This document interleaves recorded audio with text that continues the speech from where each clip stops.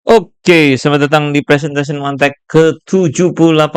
Di sini gue mau bahas soal Zoom ya. Zoom dan sebaiknya jangan terlalu nge-zoom ya kalau sambil kerjain ya gitu. Nah, solusinya adalah sebenarnya punya screen yang besar itu ngebantu ya.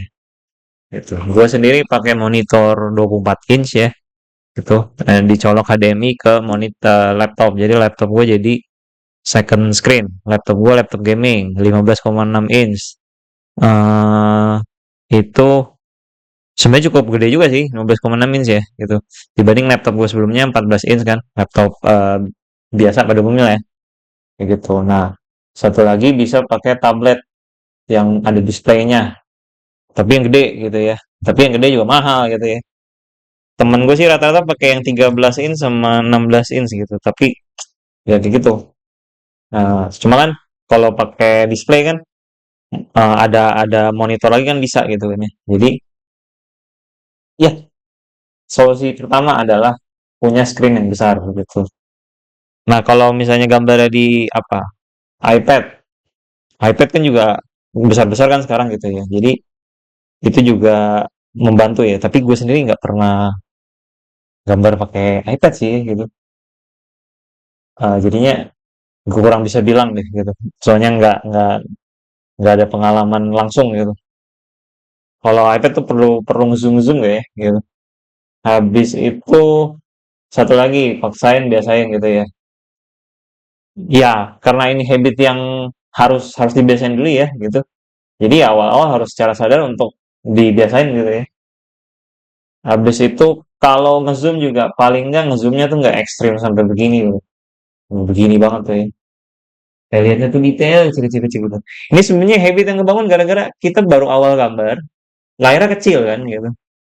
Apalagi sekarang anak-anak sekarang mulainya tuh kebanyakan dari HP kan, gambar pakai jari gitu. Nah itu sih susah ya kalau nggak ngezoom ya gitu. Karena layar kecil banget gitu. Ya. Terus ada nih, ada fitur navigator. Ya, navigator di sini nih. Ya, itu untuk paling nggak setiap lu gambar lu ada big picture-nya di sebelah lu deh, gitu. Jadi lu nggak perlu kayak gini nih, nggak perlu zoom in, terus nanti ngecek zoom out, nanti ngecek zoom in lagi, zoom out lagi. Wah, capek banget gambar kayak gitu. Nah, gue dulu awal-awal tahun-tahun awal gue gambar kayak gitu tuh ya. Zoom in nanti berapa berapa detik, zoom out lagi, kayak gitu dulu tuh. Ya, habis itu zoom bukannya nggak boleh ya. Zoom itu setelah mau ngedetail gitu. Kalau awal kan kita yang penting big picture dulu kan. Yang penting kan siluetnya dulu kelihatan gitu kan. Siluetnya, bentuk keseluruhannya, habis itu overall dilihat kecil gini enak gak gitu kan. Keterbacaannya gitu. Nah, terus baru detail setelah itu kan. Nah, kalau di awal plannya udah jelas kan ngedetailing tuh sebenarnya nggak susah, cuma butuh waktu lama aja gitu ya. Terus kenapa? Kenapa nggak boleh ngezoom di tahap-tahap awal ya gitu? Soalnya gitu, capek, capek banget. Kayak lu tuh gambar cuma A4 biasanya kan gitu ya. Tapi gue sih ini A3 ya gitu. Eh tapi tuh jadinya kayak ngerjain kanvas yang gede banget. Soalnya ngerjainnya begini, Pak. Every detail gitu ya. Gitu. Detailnya mah di akhir aja gitu.